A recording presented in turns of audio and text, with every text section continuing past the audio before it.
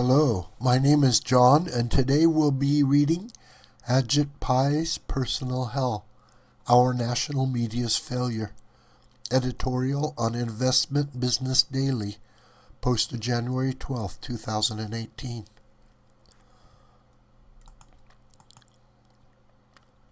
The media. Something disturbing has been taking place in recent months, which, if unchecked, poses a real danger to our democracy. It has been barely noted by the mainstream media. The continuing organized political harassment of Federal Communications Commission Chairman Ajit Pai.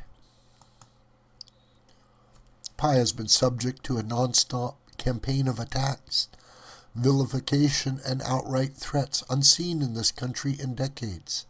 And why?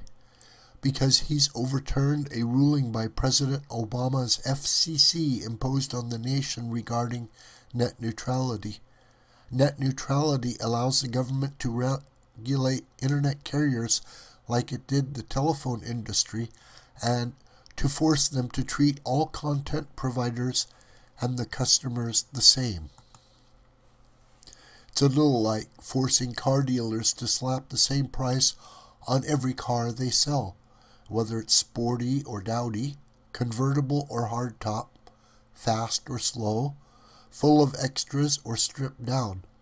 Who would ever sell Corvettes if they could only charge the price of a VW Bug? Common sense would suggest that's a bad idea. It's unworkable in a free market economy when the goal is to find the most efficient price for an asset, whether it's cars, internet bandwidth, or anything else for that matter. As with other things in life, when people want better or more internet service than others, they should pay for it. Otherwise, the internet will slow to a crawl. That's why Pai is an advocate of what's known as light touch regulation, the kind that prevailed on the internet during its headiest growth years from 1995 to 2015, but disappeared after Obama imposed net neutrality. That's why Pai was wise to get rid of net neutrality. It posed a hindrance to growth and innovation on the internet in favor of absurd forced economic equality, internet socialism.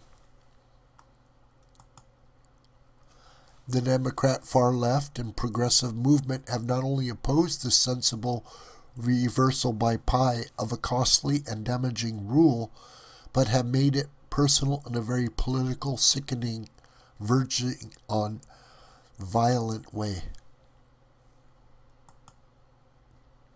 It kicked off when HBO funny man John Oliver one night and started his own pro-net neutrality anti-Ajit Pai campaign.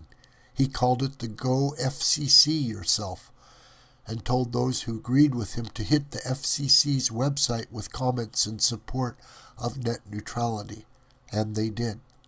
But things quickly spun out of control as an internet stunt morphed into an internet mob and then into a real mob. Noah Rothman, writing in commentary, describes what happened. Those comments were peppered with claims that Pai was a pedophile, a dirty, sneaky Indian who should self-deport, and reminders that anonymous online hordes maintain the power to murder Ajit Pai and his family. Ah, yes, the Democrats, the party of racial tolerance and understanding. It got worse. Groups claiming to be part of the Democrats' resistance started demonstrating in front of Pai's house in Arlington, Virginia. They put out mock wanted posters with a photo of him. They demonstrated and held vigils in his driveway. Some even took pictures inside his house. The house had its doorbell continually rung and unwanted food ordered for delivery. My kids are 5 and 3, Pai told the Wall Street Journal. It's not pleasant. But it didn't end with just personal harassment. Pai heads one of the most important regulatory agencies in the digital age, the FCC. Last week he was scheduled to speak at the Consumer Electronics Show. Unfortunately, the organizers of the CES, the premier industry show of its kind, were intimidated by the leftist thugs by being subjected to vicious and direct attacks and threats. Intimidated and no doubt worried about the seriousness of death threats they received, CES canceled Pai's talk. This, by the way, was the second such death threat Pai received. The first came when he scheduled the net neutrality vote.